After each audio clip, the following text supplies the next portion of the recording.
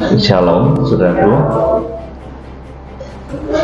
Jakarta, 16 Agustus 2023. Saya akan menyampaikan satu tema yang penting yang harus kita ketahui mengenai ciri-ciri para tokoh penerima wahyu dari Tuhan di akhir zaman. Jadi tema kali ini adalah ciri para tokoh dari penerima wahyu akhir zaman. Saudara yang dikasihi Tuhan Yesus Kristus, mengemban amanat dari Tuhan itu merupakan satu misi keselamatan, kemudian juga memperingatkan kepada umat tentang datangnya bencana. Jadi saudaraku, ketika seorang itu menerima pewahyuan dari Tuhan, itu ada beberapa misi. Salah satunya yaitu untuk keselamatan, kemudian yang lain itu juga memberitahukan bahwa akan datang masa yang sulit atau bahkan bencana atau bahkan juga hukuman. Saudara yang dikasihi Tuhan Yesus Kristus, menerima wahyu Tuhan itu bukan pekerjaan yang enak menurut keinginan daging. Itulah sebabnya Alkitab itu mencatat orang-orang, para nabi, tokoh-tokoh yang menerima wahyu itu rata-rata sebenarnya dagingnya itu menolak karena berat dan tidak enak. Saudara, kalau seseorang itu menerima wahyu dari Tuhan, itu bukan seperti orang dapat job, yes aku dapat job. Enggak, saudaraku, berat. Nabi Musa itu ketika menerima wahyu diutus Tuhan, dia hampir tidak mau, karena untuk menyampaikan sesuatu yang benar dari Tuhan itu berat. Tantangannya dari Fir'aun, kemudian dari orang Israel sendiri. Saudara yang dikasihi Tuhan, bahkan juga ketika Nuh itu dipercaya satu berita bahwa akan datang air bah yang akan memusnahkan seluruh manusia kecuali orang-orang yang ikut di dalam bahtera. Itu ketika Nuh menyampaikan wahyu itu juga sesuatu yang berat. Demikian juga saudaraku, itu Nabi Yunus itu disuruh untuk bernubuat tentang satu bencana yang akan datang di kota Niniwe. Yunus tidak mau, saudara, karena tahu kalau menyampaikan wahyu tentang peringatan bencana itu sesuatu yang berat. Hal demikian pun akan dialami oleh tokoh-tokoh akhir zaman yang di dalam kitab Wahyu sudah sering saya sebut, itu mereka sebagai ketujuh bintang maupun malaikat yang berwajah matahari di Wahyu pasal yang ke-10 itu, saudaraku. Musa, ini saya flashback kepada masa lalu, itu tidak mau, malah meminta Tuhan itu nyari orang lain. Itu tertulis dalam Keluaran pasal yang ketiga ayat 1 sampai 22, kemudian Keluaran pasal 4 ayat 1 sampai 17, dan penolakan Musa itu terutama terlihat dalam kitab Keluaran pasal 3 ayat 10, 11, kemudian Keluaran pasal 4 ayat 10 sampai 14. Saudaraku, jadi untuk menyampaikan segala sesuatu, menjadi utusan seseorang yang mendapat wahyu dari Tuhan itu bukan pekerjaan yang ringan. Betul, saudaraku, Musa itu mendapatkan satu perintah bahkan nanti untuk mengentaskan bangsa Israel itu dari perbudakan di tanah Mesir. Kemudian juga dia melalui mujizat-mujizat yang besar, dia menciptakan 10 mujizat atas kehendak Tuhan. Kemudian juga dia setelah memimpin bangsa Israel di padang gurun, Musa itu, saudara, menerima 10 hukum yang kemudian kita kenal dengan 10 hukum Taurat. Dan setelah itu bersamaan dengan menerima 10 hukum Taurat itu, Musa juga mendapat perintah untuk membangun tabernakel. Jadi Musa itu di atas gunung itu 40 hari 40 malam. Makanya saudaraku, Nabi Musa itu bisa detail tentang tabernakel, bagaimana harus membuat tabernakel dari ruang Maha Kudus, kemudian ruang kudus, pelataran, dan perabot-perabotannya. Itu karena dia bertemu dengan Tuhan. Saudara yang dikasih Tuhan, jadi memang untuk menyampaikan wahyu, saudaraku, itu sesuatu yang berat. Musa menolak, saudaraku, sebetulnya.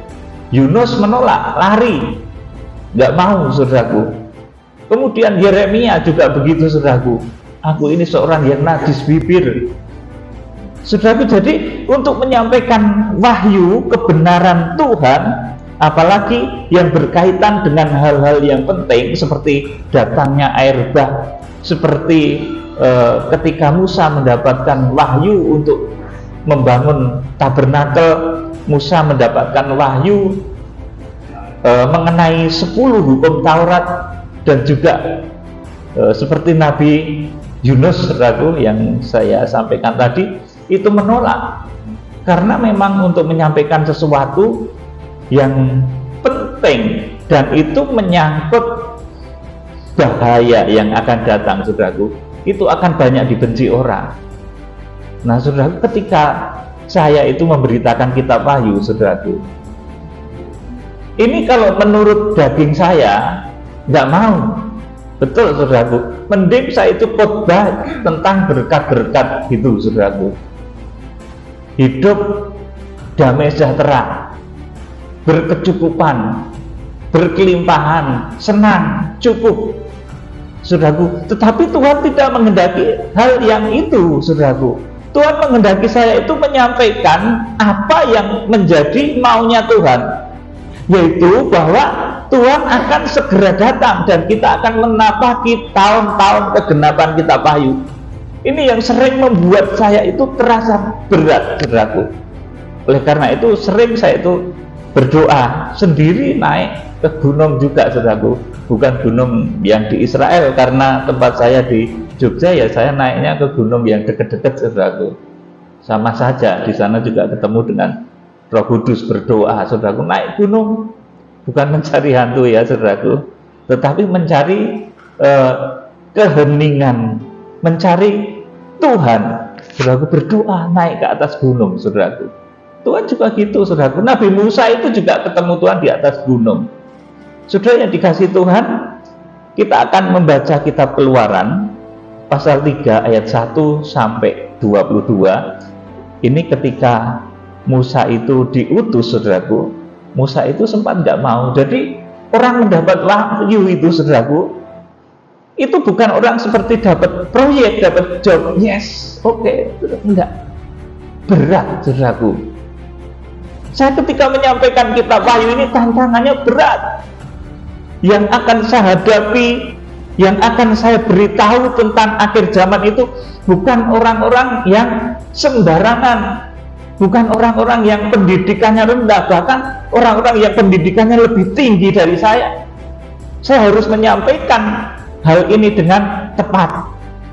Sudah, kita akan membaca riwayat tentang pewahyuan kepada Musa. Jadi kalau orang menerima wahyu itu berat, saudaraku ya, betul-betul berat. Kita akan baca Keluaran pasal 3 ayat 1 sampai 22. Dibacakan Pak Tito. Adapun Musa, ia biasa menggembalakan kambing domba Yitro, mertuanya, imam di Midian. Sekali ketika ia menggiring kambing domba itu ke seberang padang gurun, sampailah ia ke gunung Allah, yakni gunung Horen. Iya. Ayat yang kedua, lalu malaikat Tuhan menampakkan diri kepadanya di dalam nyala api yang keluar dari semak duri.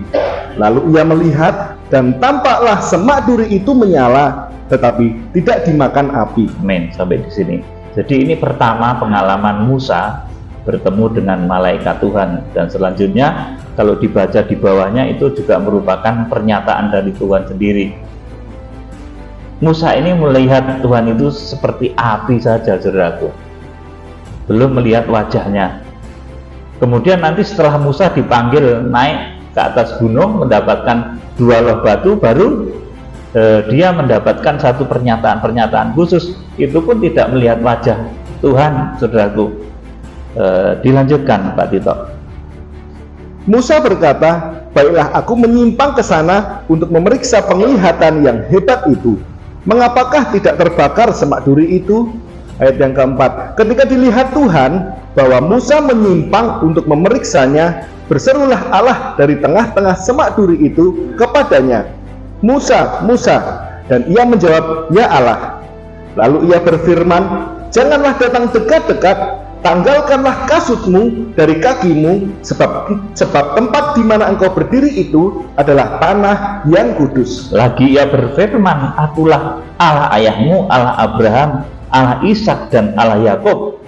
Lalu Musa menutupi mukanya sebab ia takut memandang Allah. 7. Dan Tuhan berfirman, aku telah memperhatikan dengan sungguh kesengsaraan umatku di tanah Mesir, dan aku telah mendengar seruan mereka yang disebabkan oleh pengerah-pengerah mereka. Ya, aku mengetahui penderitaan mereka. Sebab itu aku telah turun untuk melepaskan mereka dari tangan orang Mesir, untuk menuntun mereka keluar dari negeri itu ke suatu negeri yang baik dan luas, suatu negeri yang berlimpah-limpah susu dan madunya, ke tempat orang Kanaan, orang Het, orang Amori, orang Feris, orang Hewi, dan orang Yebus. Terus, sekarang seruan orang Israel telah sampai kepadaku. Juga telah kulihat betapa kerasnya orang Mesir menindas mereka. Jadi sekarang pergilah, aku mengutus engkau kepada Firaun. Ya, aku mengutus engkau kepada Firaun untuk membawa umatku orang Israel keluar dari Mesir. Terus, tetapi Musa berkata kepada Allah, siapakah aku ini? Maka aku yang akan menghadap Firaun dan membawa orang Israel keluar dari Mesir. Nah, ini saudaraku, Musa itu ketika mendapatkan beban kewahyuan itu nggak mau, saudaraku, berat. Bukan seperti orang yang lagi menang tender, menang dapat job, dapat apa gitu, yes, boleh gitu, enggak. Saudara, ketika seseorang itu mendapat wahyu Tuhan, itu tugas berat, karena yang akan dihadapinya di depannya itu Fir'aun, orang-orang yang keras kepala, saudaraku, dan harus tetap maju. Ya, dibaca selanjutnya. Lalu firman-Nya, bukankah aku akan menyertai engkau? Inilah tanda bagimu bahwa aku yang mengutus engkau. Apabila engkau telah membawa bangsa itu keluar dari Mesir, maka kamu akan beribadah kepada Allah di gunung ini. Lalu Musa berkata kepada Allah, tetapi apabila aku mendapatkan orang Israel dan berkata kepada mereka, Allah nenek moyangmu telah mengutus aku kepadamu, dan mereka bertanya kepadaku, bagaimana tentang namanya? Langsung saja Keluaran pasal 4 ayat 1 sampai 17 ya. Keluaran pasal 4 ayat 1 sampai 17. Ya. Lalu sahut Musa, bagaimana jika mereka tidak percaya kepadaku dan tidak mendengarkan perkataanku, melainkan berkata, Tuhan tidak menampakkan diri kepadamu?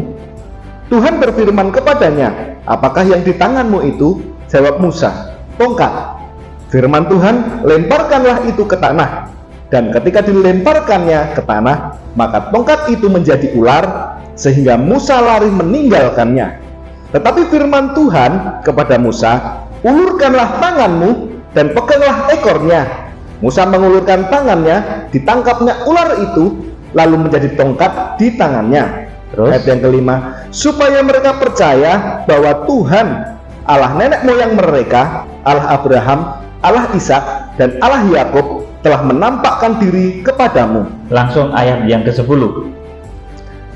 Ayat yang ke-10. Ya. Lalu kata Musa kepada Tuhan, Tuhan, aku ini tidak pandai bicara, dahulu pun tidak, dan sejak engkau berfirman kepada hambamu pun tidak, sebab aku berat mulut dan berat lidah. Tetapi Tuhan berfirman kepadanya, siapakah yang membuat lidah manusia? Siapakah yang membuat orang bisu atau tuli? membuat orang melihat atau buta? Bukankah aku, yakni Tuhan? Oleh sebab itu, pergilah, aku akan menyertai lidahmu dan mengajar engkau apa yang harus kau katakan. Tetapi Musa berkata, ah Tuhan, utuslah kiranya siapa saja yang patut kau utus. Maka bangkitlah murka Tuhan terhadap Musa dan ia berfirman, bukankah di situ Harun, orang Lewi itu, kakakmu? Aku tahu bahwa ia pandai bicara, lagi pula ia telah berangkat menjumpai engkau, dan apabila ia melihat engkau, ia akan bersukacita dalam hatinya. Amin. Saudaraku, sampai di sini Musa itu beberapa kali menolak ketika Tuhan memberikan pewahyuan awal kepada Musa, saudara, karena ini tugas berat untuk membawa Israel keluar dari perbudakan di tanah Mesir. Ini sesuatu tugas yang berat. Musa merasa, siapa toh aku ini Tuhan? Aku tidak pandai bicara. Dikatakan juga di sini, sebab aku berat mulut dan berat lidah. Saudaraku, jadi omongannya tuh nggak begitu merdu Musa ini, saudaraku. Ya, saya kadang berkaca juga, saudara, ketika khotbah, kata-kata saya itu tidak semerdu pendeta-pendeta lain. Kadang saya itu minder, saudara. Waduh, itu pendeta itu suaranya keren banget, ngebas gitu. Saya ini seperti ini. Kenapa Tuhan memberikan satu kepercayaan untuk menyampaikan berita akhir zaman ke gerakan Kitab Wahyu? Ini satu beban orang-orang yang diutus Tuhan untuk menyampaikan kabar kebenaran. Itu bebannya seperti itu, karena yang akan dihadapinya itu Fir'aun. Makanya di dalam panggilan awal ketika saya bertemu dengan Tuhan di dalam sebuah momen khusus, Tuhan itu mengutus saya berperang melawan kepala Fir'aun. Saudaraku, seperti itu. Saya hafal kata-katanya yang Tuhan berikan pada saya, saudaraku. Nah, Musa itu ketika akan diutus itu sempat menolak beberapa kali. Ah Tuhan, aku ini tidak pandai bicara. Ah Tuhan, suruhlah siapa yang patut kuutus. Memang berat, saudaraku, ketika saya ngomong Kitab Wahyu, saudaraku, ini tantangan, hambatan, tidak hanya datang dari orang-orang yang belum ngerti, saudaraku, bahkan orang-orang yang tiap hari belajar Alkitab, saudaraku. Tetapi kalau Kitab Wahyu itu, saudaraku, tidak dibuka rahasianya, mereka tidak mengerti rahasia ketujuh bintang. Sampai kapanpun, saudaraku, Kitab Wahyu itu nggak akan kebuka rahasianya. Karena Kitab Wahyu itu bisa dibuka kalau orang mengetahui rahasia tentang ketujuh bintang. Itu kunci. Ketujuh bintang itu yang akan melaksanakan sebagian besar dari agenda Kitab Wahyu itu, saudaraku. Penghukuman 7 meterai itu yang melaksanakan juga 7 tokoh ini. Penghukuman 7 sangkakala itu yang melaksanakan juga 7 tokoh akhir zaman itu. Penghukuman 7 bokor murka Allah itu yang melaksanakan juga 7 hamba Tuhan di akhir zaman yang akan terpilih, yang disebut sebagai 7 bintang ini. Nah, ketika saya menyampaikan hal ini, saudaraku, ini banyak sekali. Ada yang diam-diam mendukung, saudaraku. Ada yang datang tapi pura-pura cuma menyelidik. Seperti ketika Tuhan Yesus Kristus datang itu, saudaraku, Herodes itu juga nanya tapi pura-pura ingin menimbulkan satu pencobaan. Sudah, kalau sudah ketemu mau dibunuh, saudaraku. Artinya pengajaran yang sedemikian dahsyat ini, saudaraku, kepada orang-orang tertentu, orang-orang yang memiliki hati seperti orang Majus, saudaraku, maka dia akan tertarik, dia akan datang. Tetapi orang-orang yang hatinya seperti Herodes, takut, saudaraku. Wah, ini ono pendeta cilik mendadak ngomong Kitab Wahyu, saudaraku. Kitab Wahyu itu kitab angel. Aku biar belajar nggak pernah ngerti, saudaraku. Mendadak disampaikan seperti ini, terbuka dengan jelas, saudaraku. Ada yang khawatir seperti Herodes. Nah, saudaraku yang dikasihi Tuhan, maka untuk menyampaikan hal-hal yang benar tentang akhir zaman, tentang pewahyuan akhir zaman, Itu tantangannya seperti ketika Musa diutus untuk membebaskan bangsa Israel dari perbudakan di tanah Mesir. Ketika saya ngomong tentang kegerakan kuda putih menjangkau bangsa Israel, saudaraku, karena ini tugas kita. Bangsa Israel itu, saudaraku, sebagian besar sampai saat ini belum terima Tuhan Yesus Kristus. Ada 7 juta atau 8 juta bangsa Israel, dan yang terima itu baru sekitar 70.000 atau 80.000. Saudaraku yang dikasih Tuhan, jadi untuk berita yang sangat penting ini, saudaraku, kegerakan yang sangat penting ini, saudaraku, di mana ini diamanatkan juga oleh Alkitab bahwa suatu ketika apabila jumlah orang selamat dari bangsa non-Israel dari jahitan liar itu genap jumlahnya, bilangannya, maka Tuhan itu akan kembali menyayangi Sion. Itulah yang nanti kegenapannya kegerakan kuda putih. Kalau di dalam kitab Roma itu ditulis dalam Roma pasal 11 ayat yang ke-25 sampai 31 bahwa Tuhan akan memakai jahitan liar itu untuk menjangkau, untuk menggendong Israel. Israel secara lahiriah, kemarin ada yang bertanya, Pak Pendeta, bukankah kita ini Israel secara rohani? Saudaraku ya, namanya jahitan itu ada jahitan yang asli, ada jahitan liar, saudaraku. Tetapi jahitan liar itu, saudaraku, suatu ketika, saudaraku, yang sudah tercangkok di dalam jahitan asli itu harus menjangkau kembali jahitan liar yang sudah dipatahkan itu. Saudaraku, ini rahasia besar, dan itu Israel asli yang harus kita jangkau, itu bukan Israel rohani. Orang percaya Yesus semuanya kemudian mengaku Israel rohani. Ada Israel betulan yang betul-betul darah Israel yang harus kita selamatkan, yang merupakan saudaranya Tuhan Yesus. Itulah misi dari kegerakan kuda putih. Saudara yang dikasih Tuhan, jadi ini Musa beberapa kali itu sampai menolak ketika diutus Tuhan, karena memang untuk menyampaikan pewahyuan yang benar itu sangat berat tantangannya.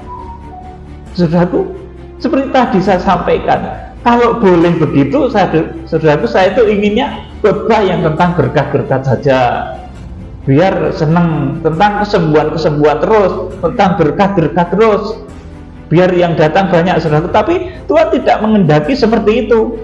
Saya itu memang diutus, diprogram oleh Tuhan untuk menyampaikan akhir zaman.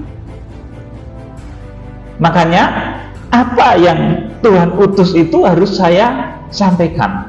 Saudara yang dikasih Tuhan Yesus Kristus, tidak hanya Musa, Yeremia itu juga menolak ketika diutus, karena mendapat wahyu Tuhan, mendapat kepercayaan wahyu Tuhan itu berat. Yeremia pasal 1 ayat 4 sampai 19. Pak Tito bacakan. Yeremia 1, 4 dan selanjutnya.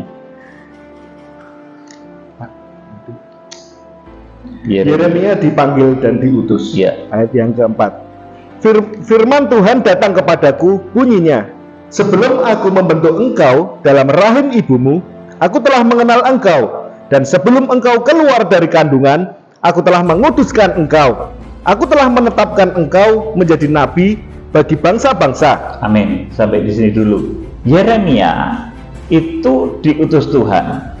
Firman Tuhan datang kepadaku, bunyinya, sebelum aku membentuk engkau dalam rahim ibumu, aku telah mengenal engkau, dan sebelum engkau keluar dari kandungan, aku telah menguduskan engkau. Aku telah menetapkan engkau menjadi nabi bagi bangsa-bangsa. Jadi menjadi nabi, mendapatkan pewahyuan itu, saudaraku, itu karena pilihan Tuhan, saudaraku, bukan karena orang terlalu suci, mengaku diri suci, merasa diri suci. Musa itu sebelum bertemu Tuhan itu pernah bunuh orang, menempeleng, saudaraku, orang Mesir yang menganiaya saudaranya itu, dibunuh, pernah bunuh orang, pernah dosa. Tetapi karena kasih karunia, saudaraku, Nabi Musa tetap dipilih Tuhan. Kemudian Yeremia ini, saudaraku, kalau saudara melihat ayat, jadi ini intinya, dipilih oleh Tuhan itu bukan karena hebat ya, saudaraku. Saya juga menyadari bukan karena saya pintar dan lain sebagainya, bukan, tetapi semata-mata karena kasih karunia untuk bisa mengerti. Demikian pula saudara yang terpanggil di dalam kegerakan Kitab Wahyu itu karena kasih karunia, dan itu ada jumlahnya nanti, saudaraku. Seberapa yang akan terangkat hidup-hidup Rachel itu ada jumlahnya, seberapa yang diungsikan itu ada jumlahnya. Sudah yang dikasih Tuhan, ayat yang ke-6 dibacakan, Pak. Maka aku menjawab, Tuhan Allah, sesungguhnya aku tidak pandai berbicara, sebab aku ini masih muda. Terus, tetapi Tuhan berfirman kepadaku, janganlah katakan aku ini masih muda, tetapi kepada siapapun engkau kuutus, haruslah engkau pergi, dan apapun yang kuperintahkan kepadamu, haruslah kau sampaikan. Janganlah takut kepada mereka, sebab aku menyertai engkau untuk melepaskan engkau. Demikianlah firman Tuhan. Amin. Saudaraku, jadi ini Yeremia ini juga merasa, Tuhan Allah, sesungguhnya aku tidak pandai bicara. Ini seperti Musa juga ngomongnya, saudaraku. Aku ini tidak pinter ngomong, suaraku tidak merdu, saudaraku. Saya itu berulang-ulang juga menyimak khotbah saya sendiri. Memang suara saya agak cempreng dibanding suara pendeta-pendeta lain yang sudah mungkin dikenal orang banyak ya. Mereka suaranya agak ngebas gitu. Atau mungkin audio saya yang buruk ya, saudaraku, saya kurang tahu. Tapi yang jelas saya sendiri mengaca, suara saya tuh nggak bagus, Tuhan. Mbok utus itu yang bagus-bagus untuk ngomong Kitab Wahyu. Saya sempat, Tuhan ini berat banget untuk menyampaikan Kitab Wahyu. Berat untuk membawa jemaat akhir zaman di dalam gerakan akhir zaman, di dalam kegerakan kuda putih ini susah. Suara saya nggak merdu, tidak pandai bicara juga, saudaraku. Tetapi Tuhan katakan seperti peneguhan kepada Musa, kepada Yeremia, jangan katakan aku masih muda, tetapi kepada siapapun engkau kuutus, haruslah engkau pergi, dan apapun yang kuperintahkan kepadamu, haruslah kau sampaikan. Saudara, sekali lagi, Yeremia itu bukan karena Yeremia itu pinter, karena Yeremia itu suci. Orang yang merasa sok suci itu malah, saudaraku, nggak akan dapat wahyu, saudaraku. Betul, orang yang merasa nggak punya dosa, itu sebetulnya dosanya banyak sekali, karena sudah berbohong. Ya, kalau orang ngomong, aku tuh nggak punya dosa, dosaku apa, saudaraku? Dia sudah bohong. Manusia itu tidak ada satupun yang tidak pernah melakukan dosa. Makanya orang yang mengaku suci, nggak punya dosa itu malah sulit mendapatkan pernyataan-pernyataan dari Tuhan. Tetapi orang yang mau mengaku, aku ini manusia berdosa, manusia penuh kekurangan, tetapi aku takut kepadamu ya Tuhan, aku bertobat. Kepada orang yang sedemikian Tuhan itu sayang, saudaraku. Jadi bukan karena kehebatan Yeremia, tetapi memang Tuhan oleh kasih karunia-Nya yang membentuk Yeremia itu sejak dari rahim ibunya. Itu Yeremia sudah dikenal, bahkan sudah dirancang oleh Tuhan untuk menjadi nabi. Yuk dilanjutkan, Pak Tito. Ayat berapa tadi? Ayat yang ke-9. Ya. Lalu Tuhan mengulurkan tangannya dan menjamah mulutku. Tuhan berfirman kepadaku, sesungguhnya aku menaruh perkataan-perkataanku ke dalam mulutmu. Ya, terus. Ketahuilah, pada hari ini aku mengangkat engkau atas bangsa-bangsa dan atas kerajaan-kerajaan untuk mencabut dan merobohkan, untuk membinasakan dan meruntuhkan, untuk membangun dan menanam. Sesudah itu firman Tuhan datang kepadaku, bunyinya, apakah yang kau lihat, hai Yeremia? Jawabku, aku melihat sebatang dahan pohon badam. Terus, lalu firman Tuhan kepadaku, baik penglihatanmu, sebab aku siap sedia untuk melaksanakan firman-Ku. Amin. Saudaraku, jadi kepada Yeremia ini, orang yang diberikan mandat oleh Tuhan pewahyuan, itu ketahuilah pada hari ini aku mengangkat engkau atas bangsa-bangsa dan atas kerajaan-kerajaan untuk mencabut dan merobohkan. Artinya ketika mulutnya Yeremia menyebut satu negara akan dicabut, dirobohkan, itu akan dirobohkan. Saudaraku, makanya Yeremia juga mulutnya yang dahulu kotor itu dikuduskan, saudaraku, oleh Tuhan. Jadi memang berat orang yang menerima pernyataan dari Tuhan itu. Dilanjutkan. Ayat yang ke-13. Firman Tuhan datang kepadaku untuk kedua kalinya bunyinya. Apakah yang kau lihat? Jawabku, aku melihat sebuah periuk yang mendidih, datangnya dari sebelah utara. Lalu firman Tuhan kepadaku, dari utara akan mengamuk malapetaka, menimpa segala penduduk negeri ini. 15. Sebab sesungguhnya aku memanggil segala kaum kerajaan sebelah utara. Demikianlah firman Tuhan, dan mereka akan datang dan mendirikan tahtanya masing-masing di mulut pintu-pintu gerbang Yerusalem, dekat segala tembok di sekelilingnya, dan dekat segala kota Yehuda. Ayat yang ke-16. Maka aku akan menjatuhkan hukumanku atas mereka karena segala kejahatan mereka, sebab mereka telah meninggalkan aku dengan membakar korban kepada Allah lain dan sujud menyembah kepada buatan tangannya sendiri. Terus 17. Tetapi engkau ini, baiklah engkau bersiap, bangkitlah dan sampaikanlah kepada mereka segala yang kuperintahkan kepadamu. Janganlah gentar terhadap mereka, supaya jangan aku menggentarkan engkau di depan mereka. Ya, terus 18. Mengenai aku, sesungguhnya pada hari ini aku membuat engkau menjadi kota yang berkubu, menjadi tiang besi dan menjadi tembok tembaga melawan seluruh negeri ini, menentang raja-raja Yehuda dan pemuka-pemukanya, menentang para imamnya dan rakyat negeri ini. Mereka akan memerangi engkau tetapi tidak akan mengalahkan engkau, sebab aku menyertai engkau untuk melepaskan engkau. Demikianlah firman Tuhan. Ini Yeremia, saudaraku. Jadi Yeremia itu diutus bukan karena Yeremia itu cakap, pintar, bahasanya indah, saudaraku, bukan seperti itu, tetapi karena memang dipilih oleh Tuhan. Demikian pula saudara, kalau saudara dipilih, saudara bisa mencerna apa yang saya sampaikan itu, saudara dipilih Tuhan.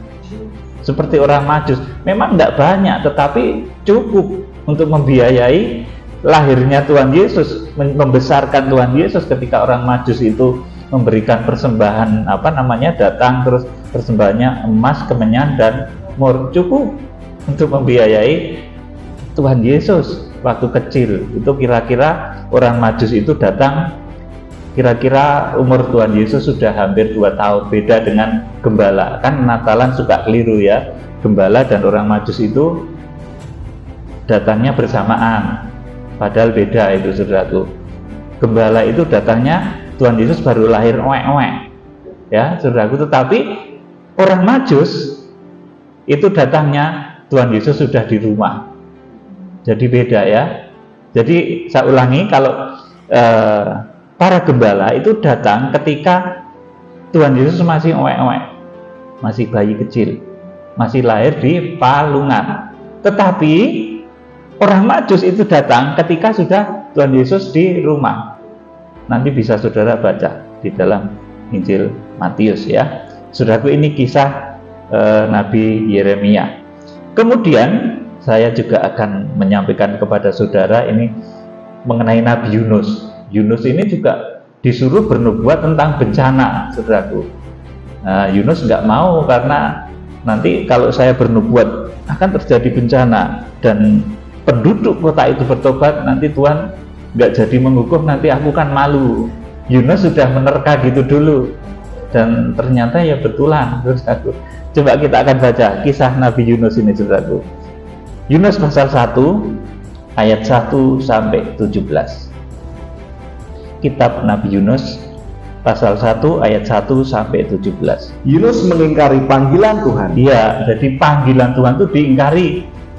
Terus datanglah firman Tuhan kepada Yunus bin Amitai, demikian: bangunlah, pergilah ke Niniwe, kota yang besar itu, berserulah terhadap mereka, karena kejahatannya telah sampai kepadaku. Tetapi Yunus bersiap untuk melarikan diri ke Tarsis, jauh dari hadapan Tuhan.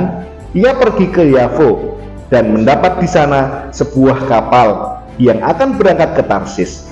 Ia membayar biaya perjalanannya, lalu naik kapal itu untuk berlayar bersama-sama dengan mereka ke Tarsis, jauh dari hadapan Tuhan. Tetapi Tuhan menurunkan angin ribut ke laut, lalu terjadilah badai besar, sehingga kapal itu hampir-hampir terpukul hancur. Amin. Sampai di sini. Jadi ini kalau seseorang, Yunus itu akan diperintah oleh Tuhan untuk bernubuat kepada Niniwe bahwa kota itu akan dihukum, tetapi Yunus ini nggak mau Tuhan, ini bernubuat kok bencana, nanti saya dibenci banyak orang. Yunus sudah mengira seperti itu, saudaraku, nanti dibenci banyak orang, atau kalau kota itu bertobat nanti Tuhan tidak jadi menghukum. Seperti itu, saudaraku. Yunus itu tidak mau menerima wahyu itu, saudaraku. Bukan langsung yes aku dapat wahyu. Kalau dapat sesuatu kan gitu ya, saudaraku. Tetapi sesungguhnya kalau seseorang itu mendapatkan pernyataan pewahyuan dari Tuhan, itu akan memiliki rasa seperti Musa, rasa seperti Yeremia, rasa seperti Yunus. Tidak malah tambah sok yes, merasa wes ini pernyataan Tuhan ini karena kehebatanku, karena suci dan lain sebagainya. Tidak, karena kasih karunia. Kalau saya ngomong kitab wahyu itu sebetulnya menurut darah daging saya nggak mau. Loh saudaraku, kitab wahyu itu menceritakan akhir zaman. Saya disuruh ngomong akhir zaman sudah dekat. Loh saudaraku, saya kan pengen juga panjang umur sampai 100 tahun begitu, saudaraku. Kok suruh ngomong kitab wahyu sudah kedatangan Tuhan sudah dekat? Kan nggak enak, saudaraku. Nggak enak. Buat apa saya bikin rumah bagus? Buat apa saya misalkan punya sesuatu? Daging nggak enak, saudaraku. Tetapi saudaraku, Tuhan tetap ngomong seperti itu, dan saya nggak boleh lari, saudaraku. Kalau saya seperti Yunus ini, saudaraku, nggak mau Tuhan, saya nggak mau sampaikan kitab wahyu lagi. Saya mau sampaikan berkat-berkat, saudaraku. Jadi seandainya saya lari seperti Yunus, saya pasti kena tegur seperti ini, saudaraku. Tegurnya itu kegelapan nanti jadinya, masuk perut ikan. Coba dibaca selanjutnya. Ayat yang kelima.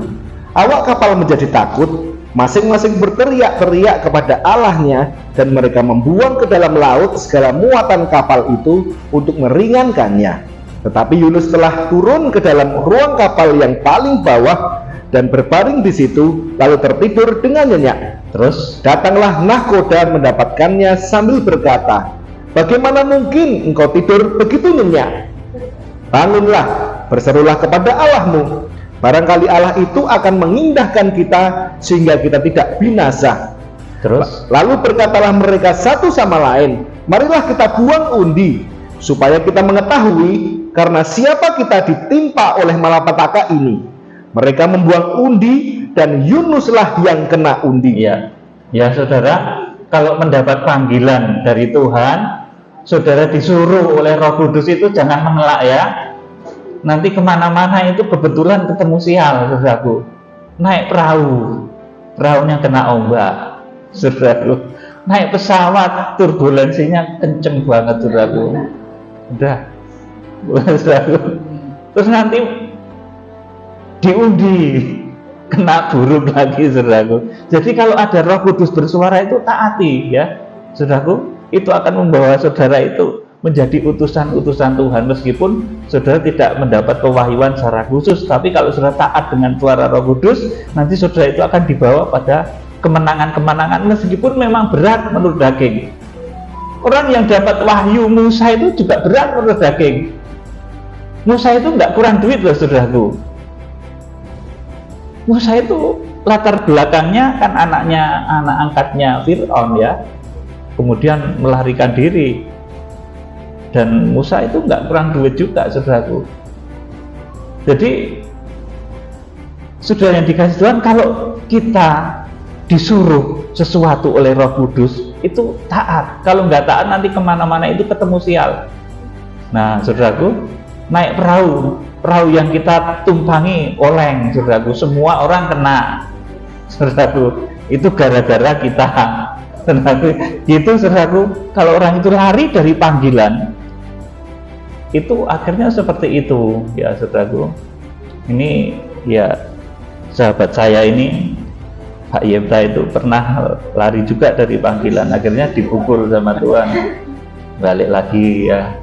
Sama saya juga dulu gitu, ya saudaraku. Tapi Tuhan itu baik, sangat luar biasa, saudaraku. Jadi diteruskan ayat yang ke-8. Berkatalah mereka kepadanya, beritahukan kepada kami, karena siapa kita ditimpa oleh malapetaka ini? Apa pekerjaanmu dan dari manakah engkau datang? Apa negerimu dan dari bangsa manakah engkau? Ayat 9. Sahutnya kepada mereka, aku seorang Ibrani, aku takut akan Tuhan Allah yang empunya langit, yang telah menjadikan lautan dan daratan. Orang-orang itu menjadi sangat takut, lalu berkata kepadanya, apa yang telah kau perbuat? Sebab orang-orang itu mengetahui bahwa ia melarikan diri jauh dari hadapan Tuhan. Hal itu telah diberitahukannya kepada mereka. 11. Bertanyalah mereka, akan kami apakan engkau, supaya laut menjadi reda dan tidak menyerang kami lagi, sebab laut semakin bergelora. Sahutnya kepada mereka, angkatlah aku, terus campakkanlah aku ke dalam laut, maka laut akan menjadi reda dan tidak menyerang kamu lagi. Sebab aku tahu bahwa karena akulah badai besar ini menyerang kamu. Terus lalu berdayunglah orang-orang itu dengan sekuat tenaga untuk membawa kapal itu kembali ke darat, tetapi mereka tidak sanggup, sebab laut semakin bergelora menyerang mereka. Lalu berserulah mereka kepada Tuhan, katanya, ya Tuhan, janganlah kiranya engkau biarkan kami binasa karena nyawa orang ini, dan janganlah engkau tanggungkan kepada kami darah orang yang tidak bersalah, sebab engkau Tuhan telah berbuat seperti yang kau kehendaki. Terus kemudian mereka mengangkat Yunus, lalu menyampakkannya ke dalam laut, dan laut berhenti mengamuk. Ya, jadi setelah orang yang lari dari Tuhan tadi dicampakkan ke laut, itu perahunya jadi anteng. Ya saudaraku, jadi memang karena itu, kalau seseorang itu lari dari panggilan Tuhan, itu dia di tengah komunitas apapun, komunitas itu akan goncang, jadi ribut, saudaraku. Makanya jangan lari dari panggilan Tuhan kemanapun, saudaraku. Pekerjaannya tuh jadi ribut, nggak karu-karuan. Maka jangan lari dari panggilan apa yang disuarakan Roh Kudus. Terus ayat yang ke-16 ya. Orang-orang itu menjadi sangat takut kepada Tuhan, lalu mempersembahkan korban sembelihan bagi Tuhan serta mengikrarkan nazar. Terus maka atas penentuan Tuhan datanglah seekor ikan besar dan Maka atas penentuan Tuhan datanglah seekor ikan besar yang menelan Yunus, dan Yunus tinggal dalam perut ikan itu 3 hari 3 malam lamanya. Amin. Ini yang disebut tanda Nabi Yunus. Kemarin sudah saya sampaikan. Itu tanda, saudaraku, bagi orang-orang yang lari dari panggilan. Itu nanti dikasihnya tanda-tanda yang seperti itu. Tanda ketika kitab Wahyu diberitakan, ketika 7 bintang disuarakan, ketika suatu saat nanti dinubuatkan muncul malaikat sang surya, mereka nggak mau tahu, saudaraku. Mereka lari dari panggilan kegerakan, nanti mereka akan tercampak di dalam perut ikan dalam masa antikris selama 3,5 tahun atau 42 bulan. Saudaraku, jadi semasa panggilan kegerakan, yang daripada kegerakan ini saya memberitakan munculnya 7 tokoh, 7 hamba Tuhan yang merupakan hamba-hamba yang diurapi, yang disebut 7 bintang, dan tokohnya malaikat yang berwajah matahari di Wahyu pasal 10. Semasa tanda baik, ini yang disebut rupa langit dan tanda zaman. Dahulu orang Farisi dimarahi Tuhan Yesus, kamu itu rupa langit tahu, tetapi tanda zaman tidak. Nah, kita jangan sampai seperti itu. Kita harus ngerti rupa langit dan tanda zaman. Artinya apa? Rupa langit yang dikaitkan dengan tanda zaman itu adalah munculnya bintang. Munculnya, ini rahasia besar akhir zaman loh saudaraku. Saya merinding menyampaikannya. Munculnya hamba-hamba yang diurapi. Munculnya tokoh besar yang disebut malaikat sang surya, malaikat si unggas nasar, malaikat burung garuda. Ini tanda baik. Maka di dalam kitab Wahyu kemudian maka tampaklah tanda besar di langit, seorang perempuan berselubungkan matahari, rembulan dan bintang. Wahyu pasal 12 itu tanda yang baik. Tetapi kalau tanda yang baik ini diabaikan, mereka akan masuk di dalam masa antikris dan mereka hanya akan melihat satu tanda lagi, yaitu tanda 7 malaikat dengan 7 bokor murka terakhir. Jadi tanda penghukuman. Kalau mereka nggak paham dengan tanda bintang, mereka nggak paham dengan tanda rembulan, mereka nggak paham dengan tanda matahari, saudaraku, mereka nggak paham tentang kitab Wahyu ini dengan benar, tentang munculnya 7 bintang, munculnya malaikat sang surya, masa-masa yang ditetapkan oleh Tuhan, tentang saat pengungsian, pengangkatan yang diberitakan di Wahyu pasal 10 itu, mereka nggak memahami secara detail, saudaraku. Nanti mereka itu akan terlempar seperti Yunus ini, saudaraku, karena mengingkari panggilan kudus. Dan ini berat, saudaraku. Saudara, ini kisah Nabi Yunus ya. Yunus ini contoh yang lari. Kalau Musa tadi dia nurut, kemudian Yeremia juga nurut. Yunus itu mendapat wahyu lari, saudaraku. Nah, saudara nanti kalau kira-kira mau dapat wahyu dari Tuhan, tapi kalau namanya wahyu itu panjang ya, saudaraku. Tetapi kalau cuma penglihatan apa itu pendek. Tapi kalau wahyu itu detail dan panjang.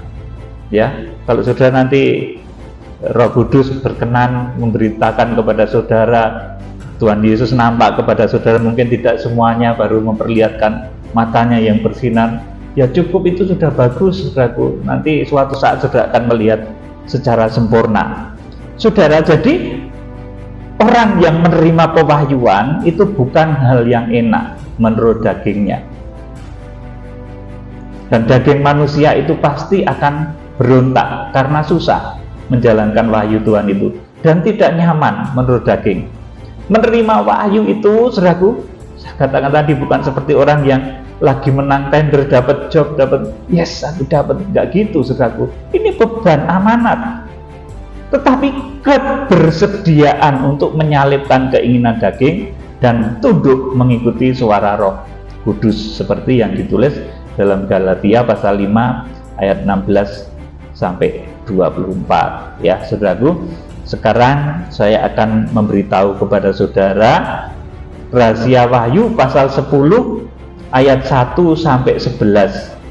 Ini ciri dari hamba-hamba di akhir zaman teristimewa ini yang disebut sebagai malaikat yang berwajah matahari. Itu cirinya nanti apa? Nanti akan saya terangkan poin per poin ya, saudaraku. Poin penting yang ada di dalam kitab Wahyu pasal 10 nanti akan saya terangkan. Dibaca dulu Pak Tito, Wahyu pasal 10 ayat 1 sampai 11. Kitab terbuka Ya. dan aku melihat seorang malaikat lain yang kuat turun dari surga, berselubungkan awan dan pelangi ada di atas kepalanya, dan mukanya sama seperti matahari, dan Amin. kakinya bagaikan tiang api. Iya. Ayat yang kedua, Terus, ya betul. Terus lanjutkan. dalam tangannya ia memegang sebuah gulungan kitab kecil yang terbuka. Ia menginjakkan kaki kanannya di atas laut dan kaki kirinya di atas bumi. Dan ia berseru dengan suara nyaring sama seperti singa yang mengaum. Dan sesudah ia berseru, ketujuh guru itu memperdengarkan suaranya. Ayat yang keempat, dan sesudah ketujuh guru itu selesai berbicara, aku mau menuliskannya, tetapi aku mendengar suatu suara dari surga berkata, meteraikanlah apa yang dikatakan oleh ketujuh guru itu, dan janganlah engkau menuliskannya. Dan malaikat yang kulihat berdiri di atas laut dan di atas bumi mengangkat tangan kanannya ke langit, Dan ia bersumpah demi Dia yang hidup sampai selama-lamanya, yang telah menciptakan langit dan segala isinya, dan bumi dan segala isinya, dan laut dan segala isinya, katanya, tidak akan ada penundaan lagi. Tetapi pada waktu bunyi sangkakala dari malaikat yang ketujuh, yaitu apabila ia meniup sangkakalanya, maka akan genaplah keputusan rahasia Allah seperti yang telah ia beritakan kepada hamba-hambanya, yaitu para nabi. 8. Dan suara yang telah kudengar dari langit itu berkata pula kepadaku, katanya, pergilah ambillah gulungan kitab yang terbuka di tangan malaikat yang berdiri di atas laut dan di atas bumi itu. Lalu aku pergi kepada malaikat itu dan meminta kepadanya supaya ia memberikan gulungan kitab itu kepadaku. Katanya kepadaku, ambillah dan makanlah dia. Ia akan membuat perutmu terasa pahit, tetapi di dalam mulutmu ia akan terasa manis seperti madu. Lalu aku mengambil kitab itu dari tangan malaikat itu dan memakannya. Di dalam mulutku ia terasa manis seperti madu, tetapi sesudah aku memakannya, perutku menjadi pahit rasanya. Maka ia berkata kepadaku, engkau harus bernubuat lagi kepada banyak bangsa dan kaum dan bahasa dan raja. Amin. Ada beberapa poin penting ciri hamba yang dipakainya. Hamba Tuhan yang disebut sebagai malaikat sang surya ini cirinya seperti ini. Dan ini juga cirinya ketujuh guru, ketujuh bintang itu juga memiliki ciri yang seperti ini, saudaraku. Pertama, itu dikatakan turun dari surga, itu artinya apa, saudaraku? Ini artinya memiliki perjumpaan dengan Tuhan yang mengutusnya, mengerti wajah Tuhan. Saudaraku, yang tampak dalam awan dan api, memberi petunjuk kemana harus melangkah, seperti kitab Keluaran pasal 13 ayat 21 sampai 22. Jadi turun dari surga itu artinya tokoh yang diutus Tuhan di akhir zaman, baik malaikat sang surya maupun ketujuh guru, itu mereka memiliki perjumpaan dengan Tuhan yang mengutusnya, mengerti wajah Tuhan. Saudara, saya ingin memberitahu saudara, kesalahkaprahan. Kadang ada orang berkata, saya dapat penglihatan, saya dapat visi, Tuhan Yesus persis wajahnya seperti ada yang di gambar itu, saudaraku. Saudara, Tuhan Yesus wajahnya tidak seperti itu. Zaman Yesus itu belum ada potret. Saudaraku, yang digambar itu imajinasi berdasarkan daya khayalnya seniman. Ada Leonardo, Da Vinci dan lain sebagainya. Itu mereka berimajinasi tentang Tuhan Yesus. Tuhan Yesus wajahnya tidak seperti itu, saudaraku. Bahkan dalam kapasitasnya sebagai Tuhan pencipta langit dan bumi, sebagai pencipta Adam dan Hawa, Tuhan pencipta langit dan bumi itu kalau digambarkan di dalam kitab Wahyu, ya yang tampak di dalam kitab Wahyu pasal 1 ayat 9 sampai 20, dia yang memegang ketujuh bintang. Oh, perkasa dia memegang 7 bintang, nggak kecil Tuhan itu, saudaraku. Dia memegang kunci maut dan kerajaan maut. Wajahnya bersinar bagaikan matahari terik. Nah, kalau yang saudara lihat tuh Tuhan yang seperti di gambar-gambar itu, jangan-jangan keliru. Betul, saudaraku, ini kebiasaan yang keliru. Saya mendapat visi Tuhan Yesus seperti yang digambar itu, saudara. Loh, itu bukan Tuhan Yesus kalau gitu. Tidak seperti yang digambar itu Tuhan Yesus itu wajahnya, saudaraku. Di dalam kapasitasnya sebagai pencipta langit dan bumi, dia itu modelnya seperti Adam dan Hawa. Kemudian di dalam kapasitasnya sebagai pencipta langit dan bumi, Tuhan itu kalau tampil itu seperti Wahyu pasal 1 ayat 9 sampai 20. Tetapi ketika menjadi manusia, dia menjadi pribadi di dalam diri seorang manusia yang namanya Yesus Kristus. Dia Tuhan kita. Dia menyatu dengan Bapa. Jadi saudaraku, zaman Yesus belum ada potret. Ingat baik-baik itu. Jadi yang sering saudara lihat gambar-gambar itu adalah imajinasi para seniman. Ya, perhatikan baik-baik. Ini penting, sebab nanti kalau di akhir zaman ada orang bikin seperti itu besar sekali, saudara suruh sujud mau nggak ada. Ya, ini perhatikan baik-baik ya. Jadi itu imajinasi para seniman. Nah, kita itu umat yang benar, apa mau dibawa ke sana? Saudaraku, Tuhan Yesus menurut imajinasinya Leonardo. Misalkan begitu, dibikin tiruannya yang besar, saudara disuruh sujud. Saya nggak mau, saudaraku. Nanti di akhir zaman akan terjadi sesuatu yang luar biasa. Saudara yang dikasih Tuhan, jadi Tuhan Yesus itu merupakan pribadi yang bisa mengejawantahkan kemahadahsyatan pencipta Adam dan Hawa itu dalam diri pribadi manusia yang namanya Tuhan Yesus Kristus. Kalau Tuhan itu tampil secara langsung, dahsyat sekali seperti Wahyu pasal 1 ayat yang ke 6 sampai ke 20 itu, saudara. Wahyu pasal 1 ayat 9 sampai 20 itu. Dia tampil di tengah-tengah 7 kaki dian emas. Saudara baca nanti kitab Wahyu pasal 1 ayat 9 sampai 20. Saudara, kemudian poin yang kedua, jadi hamba Tuhan yang dikaruniai wahyu yang benar dari Tuhan itu ngerti wajah Tuhan. Saudaraku, saya ada kesaksian ya, link wajah Tuhan Yesus Kristus, bisa saudara klik. Seperti ketika panggilan pertama saya melayani. Kemudian yang kedua, saudaraku, poin yang penting,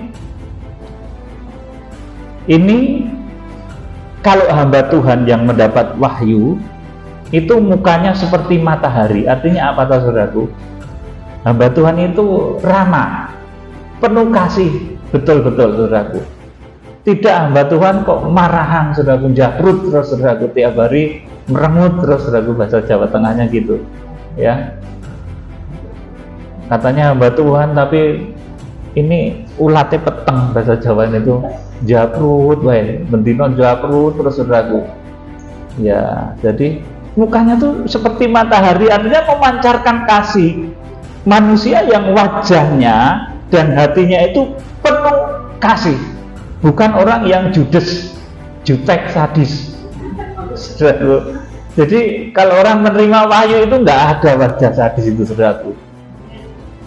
Nggak ada wajah jutek, wajah sadis, saudaraku, itu nggak ada. Kemudian yang ketiga yang saya catat ini pengertian-pengertian yang gampang saja. Memegang gulungan kitab kecil itu artinya apa? Rahasia di dalam Alkitab ini menjadi terbuka bagi orang yang menerima wahyu. Terbuka, saudaraku. Kitab Wahyu, dari kitab Wahyu pasal 1 sampai terakhir, saudara boleh tanya. Kalau yang boleh diketahui dan itu belum menyalahi kode etik surgawi, saya akan sampaikan kepada saudara. Tetapi kalau yang belum waktunya, ya jangan tanya, nanti tetap dijawab seperti Tuhan Yesus. Murid-murid itu ngotot, kapan Tuhan mau datang? Kapan Tuhan mau memulihkan kerajaan bagi Israel? Waktu dalam darah daging, murid-murid itu ngotot tanya, kapan Tuhan mau datang? Jangan tanya masa dan waktu. Ketika Tuhan sudah bangkit, dipikir karena sudah bangkit itu tentu hebat, tentu sudah mengerti. Ya memang Tuhan sudah hebat, sudah mengerti, tetapi tetap Tuhan nggak mau ngomong. Saudaraku, mengenai Kronos itu boleh kita ketahui. Kronos itu detail kronologis itu loh, saudaraku. Munculnya 7 bintang, kemudian detail kronologisnya itu, saudaraku, itu sudah boleh tahu. Tapi mengenai Kairos itu saudara ya jangan tanya.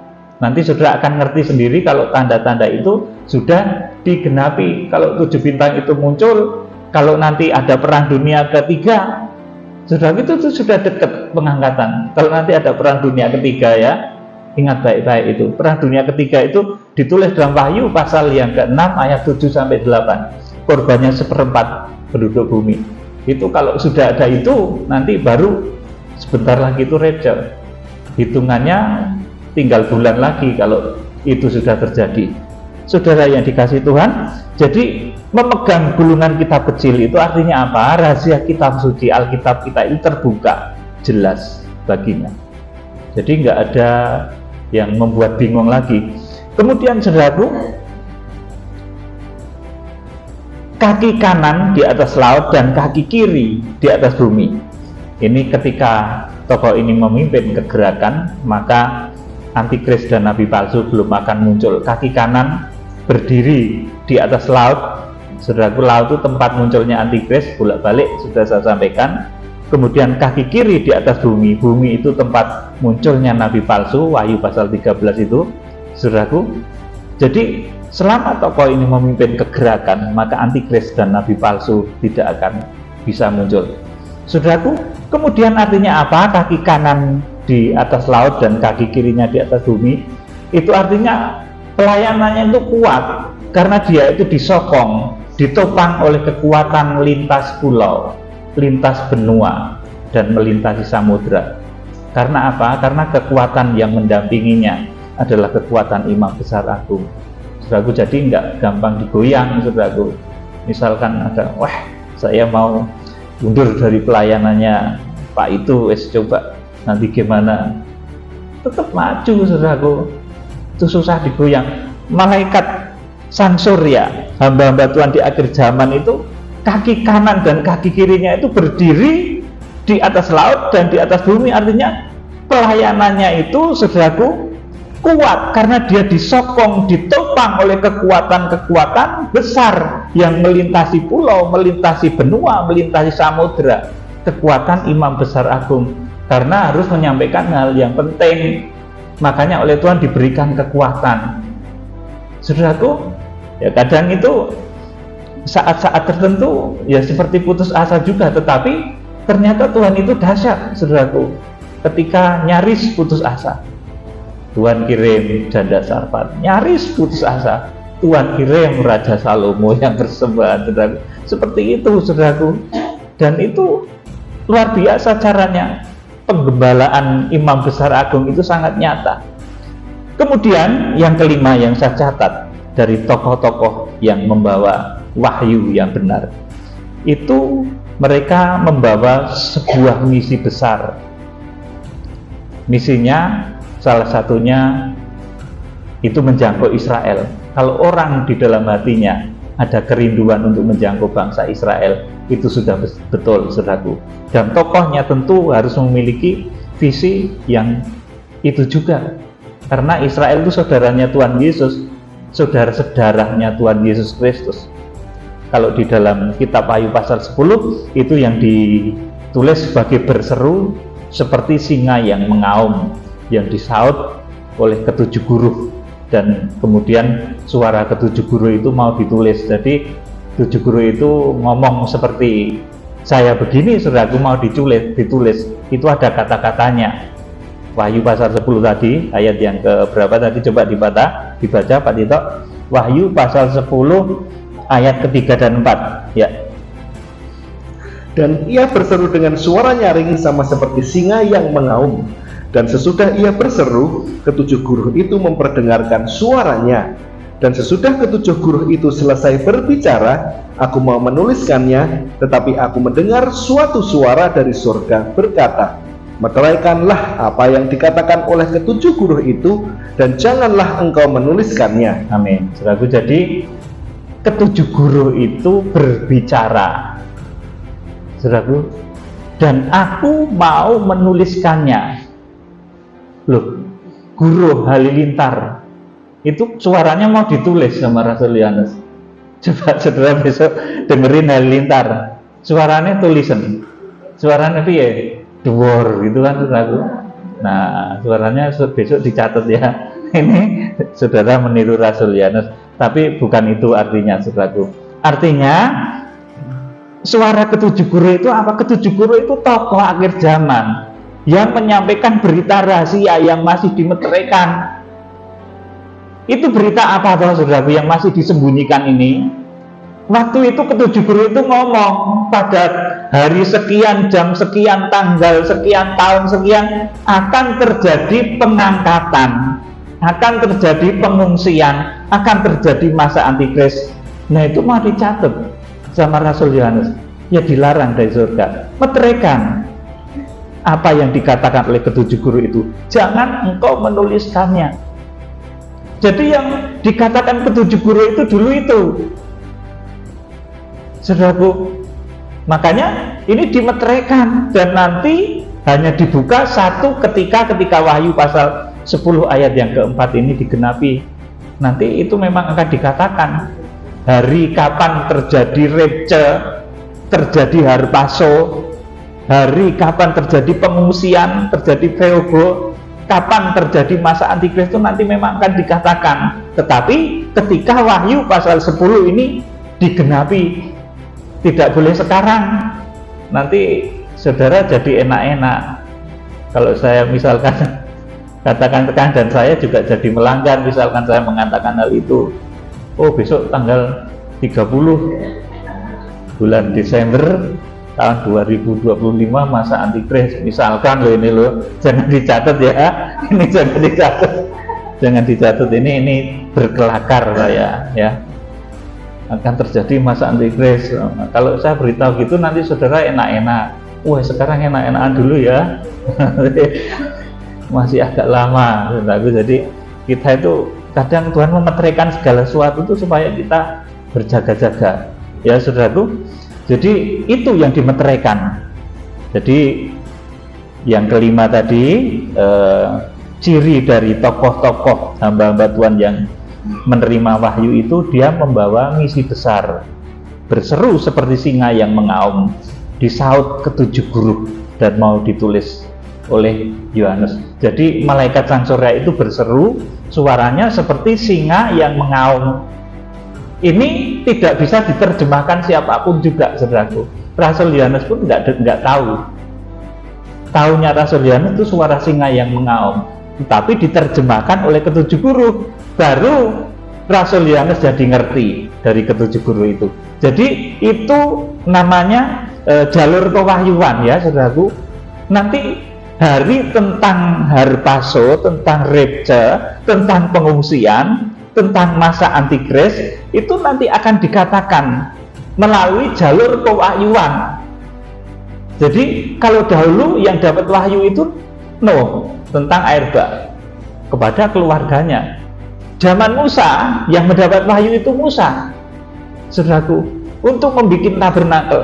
Tidak ada Musa lain disuruh bangun tabernakel. Nanti suara yang akan menyuarakan kapan saat repce itu terjadi itu asalnya dari satu kepada 7 guru tadi saudaraku, dan itu akan dinubuatkan ke seluruh penjuru bumi oleh hamba-hamba Tuhan. Jadi Tuhan itu sistemnya begitu, tidak kemudian di mana-mana itu ada wahyu saudaraku. Di sana ada wahyu ngomongnya tanggal 10, di sana wahyunya lain tanggal 15. Nah kayak gitu yang membuat Tuhan itu kurang berkenan. Oleh karena itu di akhir zaman Tuhan itu membuat satu jalur pewahyuan yang jelas, dan memang amanat ini berat saudaraku. Kemudian yang keenam, saya mencatat ayat yang kelima sampai ketujuh dari Wahyu pasal 10.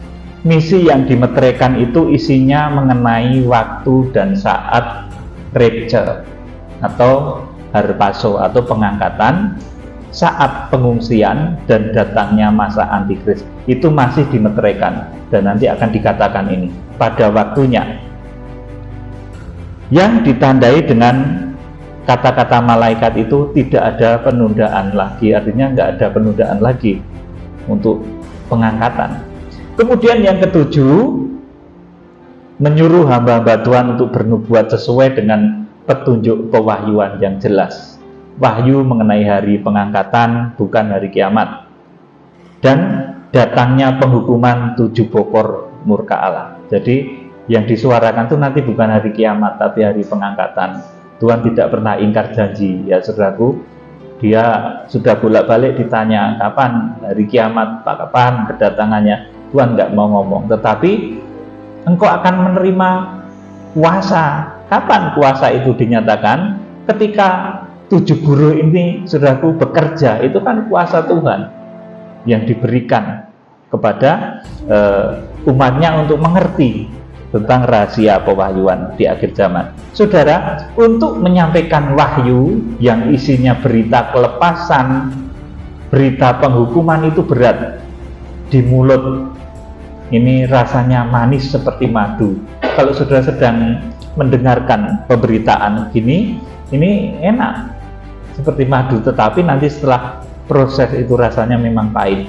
Saudaraku, seperti tertulis di dalam kitab Wahyu pasal 10 ayat yang ke-10 tadi, saudaraku. Dibacakan ayat terakhir, Wahyu pasal 10 ayat 10 dan 11, Pak Tito. Lalu aku mengambil kitab itu dari tangan malaikat itu dan memakannya. Di dalam mulutku ia terasa manis seperti madu, tetapi sesudah aku memakannya, perutku menjadi pahit rasanya. Maka ia berkata kepadaku, engkau harus bernubuat lagi kepada banyak bangsa dan kaum dan bahasa dan raja. Amin. Jadi hari ini saya menyampaikan mengenai ciri dari hamba-hamba Tuhan yang menerima wahyu. Itu justru rasanya berat, saudaraku. Seolah-olah menurut keinginan daging itu nggak mau, betul-betul nggak mau, berat, saudaraku. Suruh untuk kegerakan kuda putih itu berat banget, saudaraku. Opo iso to Tuhan? Kayak gitu. Seperti Musa itu tanya, siapakah toh aku ini Tuhan? Aku hendak menghadap Fir'aun. Seperti begitu. Tetapi Tuhan tetap pada apa yang harus terjadi, ya dikatakan, harus dikatakan. Jadi orang-orang yang menerima pewahyuan itu perasaannya akan seperti Musa, perasaannya akan seperti Yeremia, perasaannya akan seperti ada rasa takut juga seperti Yunus itu, saudara. Tetapi jangan lari dari pewahyuan, sebab kalau lari, hamba Tuhannya lari dari pewahyuan, nanti malah akan masuk apa tadi? Perut ikan. Hamba Tuhan kalau sudah dikasih tahu tentang 7 bintang, tentang munculnya malaikat sang surya, ini mengabaikan, saudaraku, nanti akan masuk di dalam 3,5 tahun masa kegelapan. Kalau saya lari nggak mau memberitakan kitab Wahyu, saudaraku, bisa-bisa saya juga ikut ke sana, saudaraku. Tapi kalau tercampak ke sana, nanti ada hamba Tuhan yang masuk ke masa antikris itu dan kemudian dipercaya Tuhan menjadi 2 saksi. Tapi itu nggak enak, saudaraku. Ya nggak enak. Tapi kalau memang ditentukan Tuhan, nanti akan ada 2 hamba Tuhan besar yang oleh seizin Tuhan tertinggal di masa antikris. Itu Wahyu ke-11. Nanti rahasianya di sana. Ini rahasia yang dalam lagi, ya saudaraku. Jadi kiranya saudara diberi hikmat bahwa orang-orang yang betul-betul menerima wahyu itu justru akan mengalami perasaan seperti Musa, seperti Yeremia, bahkan juga seperti Yunus. Aku gak mampu Tuhan, mbok sana suruh yang lain. Tapi Tuhan sudah menetapkan, saudaraku, kamu harus ngomong kayak gitu, saudara. Kalau kamu lari masuk perut ikan, saudaraku, ini bahayanya kalau orang itu sudah dipilih Tuhan tapi lari, ya dimasukkan perut ikan, masuk kegelapan, masuk proses. Sudah dengar suara Roh Kudus, tidak taat, nanti masuk kegelapan. Jadi taatlah kepada suara Roh Kudus yang berbicara kepada saudara masing-masing. Kiranya Tuhan Yesus Kristus memberkati.